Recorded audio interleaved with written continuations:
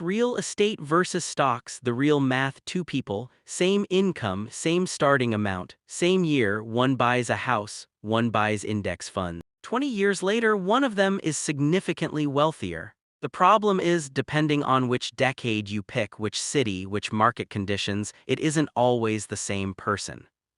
This debate has probably started more arguments at dinner tables than politics. Everyone has an uncle who made a fortune flipping houses.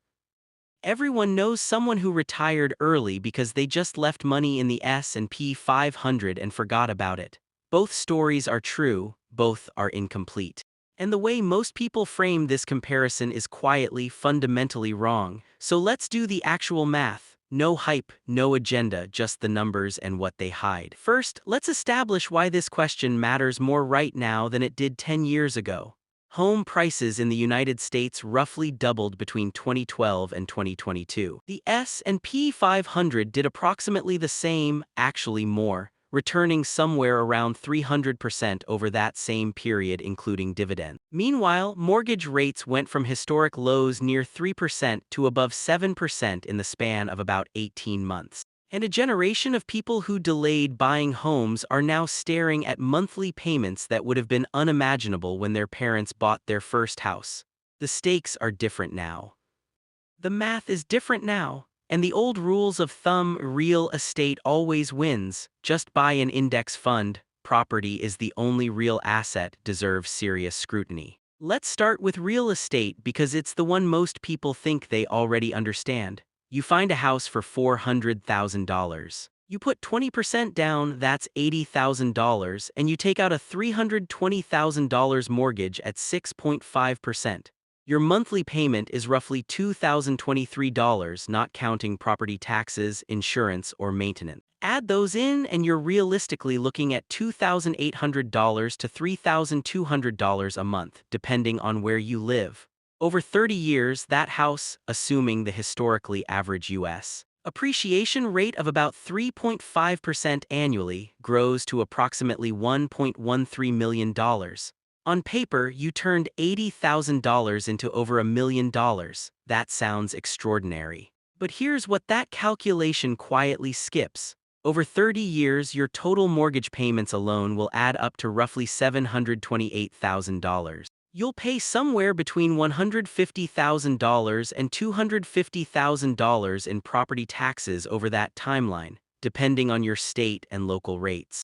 Maintenance, roofs, HVAC systems, plumbing, appliances, runs roughly 1% of home value per year on average, which adds another $150,000 to $200,000 over 3 decades. And if you ever sell, you'll hand 5 to 6% of the sale price to real estate agents. Run the real numbers and the actual profit on that $400,000 home after 30 years of costs is often far more modest than the headline figure suggests. Sometimes it barely keeps pace with inflation. Sometimes it doesn't. The home didn't lie to you. The way people talk about home prices just leaves out everything except the ending number. Now let's look at the stock side and be equally honest about it. Take that same $80,000 down payment. Instead of a house, you invest it in a low-cost S&P 500 index fund.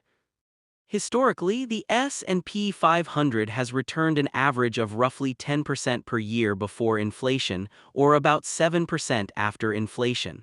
Let's use 7% to be conservative and realistic. Over 30 years, $80,000 at 7% annual growth becomes approximately $608,000, not $1 million.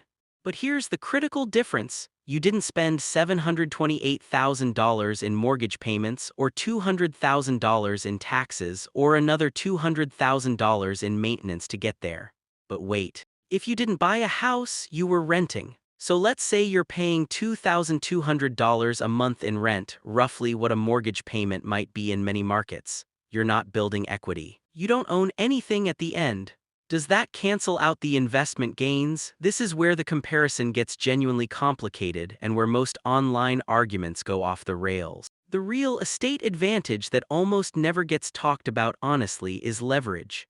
When you put $80,000 down on a $400,000 house, you're not investing $80,000. You're controlling $400,000 worth of asset with $80,000. That's 5-to-1 leverage. If the house appreciates 10%, $40,000 in value, that's a 50% return on your actual cash invested. No retail investor gets that kind of leverage on a stock portfolio without significant risk and margin interest. The mortgage is essentially a government-subsidized fixed-rate loan to buy an appreciating asset. That's genuinely unusual, and in periods of high appreciation, it's extraordinarily powerful. The catch is that leverage works in both directions. 2008 wasn't that long ago. Home values in certain markets dropped 30, 40, sometimes 50%. People who bought at peak with maximum leverage didn't just lose their investment, they owed more than their home was worth, often for years. The stock investor who lost 40% in 2008 lost money. The over-leveraged homeowner lost their home, their credit, and sometimes their financial life. Stocks are volatile but liquid, you can sell in minutes. Real estate is relatively stable but completely illiquid. When you need to get out, you might not be able to, or the market might not let you.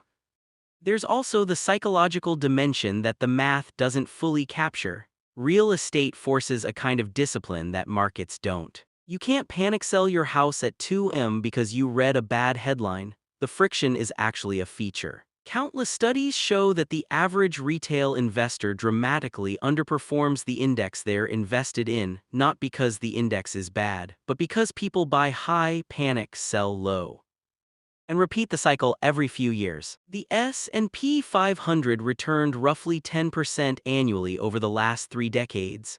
The average investor captured about 6% of that, according to research from Dalbar.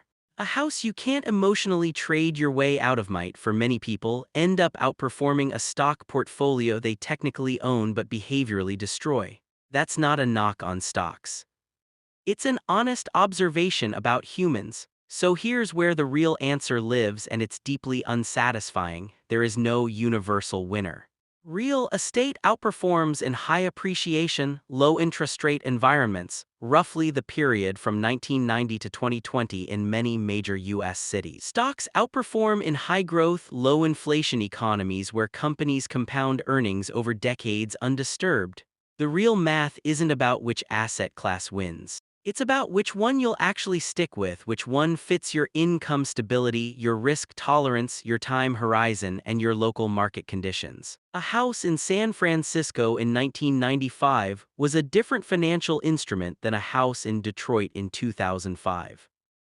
An S&P 500 investment held through 2008 without flinching is a completely different thing than one sold in panic. Context isn't a footnote. Context is the entire answer. The question worth sitting with isn't which is better.